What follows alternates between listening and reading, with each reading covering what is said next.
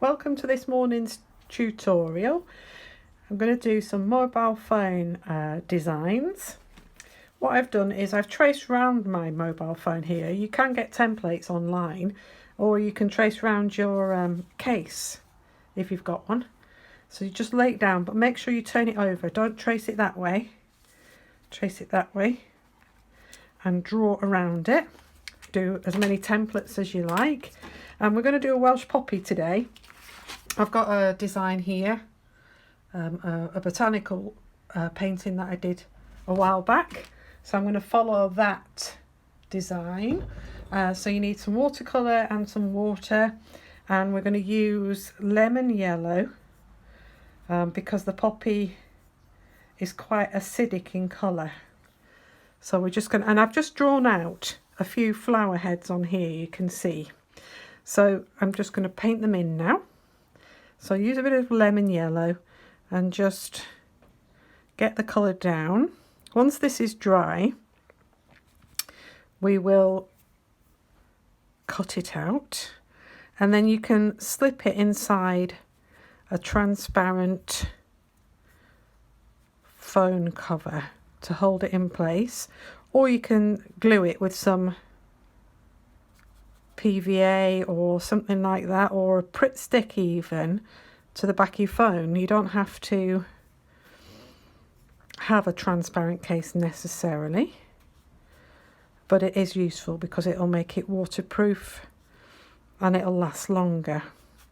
So get your colour on like this. I'm going to put it on time lapse for a second.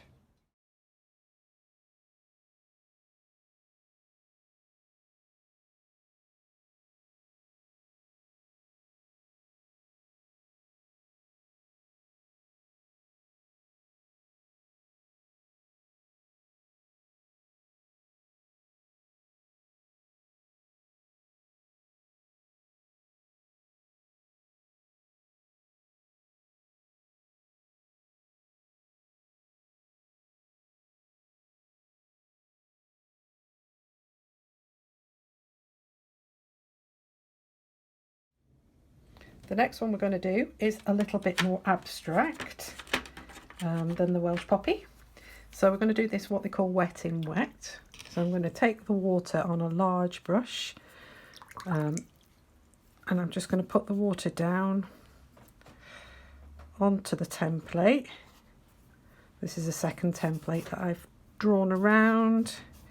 Make sure you get the right template for the size of your phone.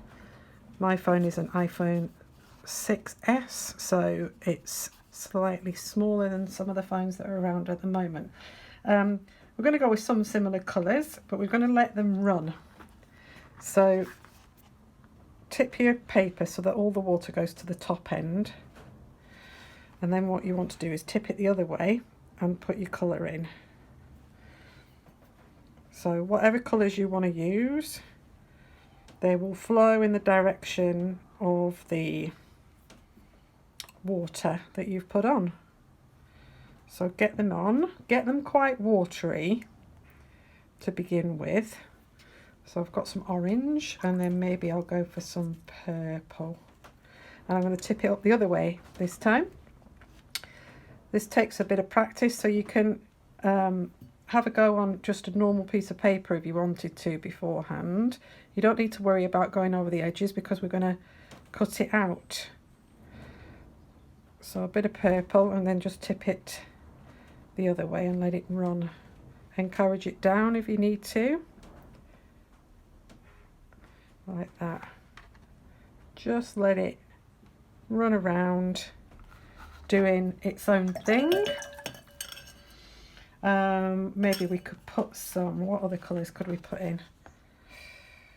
We'll get some contrast by putting a nice, I've got what is called a Payne's grey here, which is not quite a black, but nearly a black. So that might give it some nice contrast. Just let it run again. Don't worry if it dribbles off the end.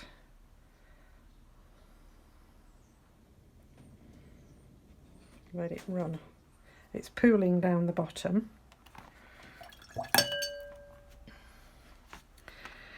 I'm just going to push it up a little bit because it hasn't quite got to the top of my...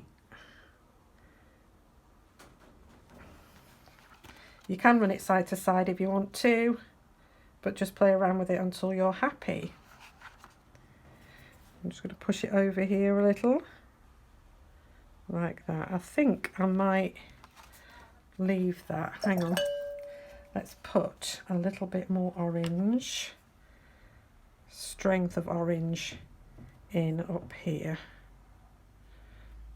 Because watercolour does dry quite a lot lighter than it does when you put it on, so just be aware of that. You see those colours are working quite well together. And then when you've decided that you've done enough, just put the work back down flat. Okay, and let it dry. Try not to use a hairdryer because that will push all your colours away from one another and you might end up with something that you don't quite like. You'll lose that watery sensation. Okay,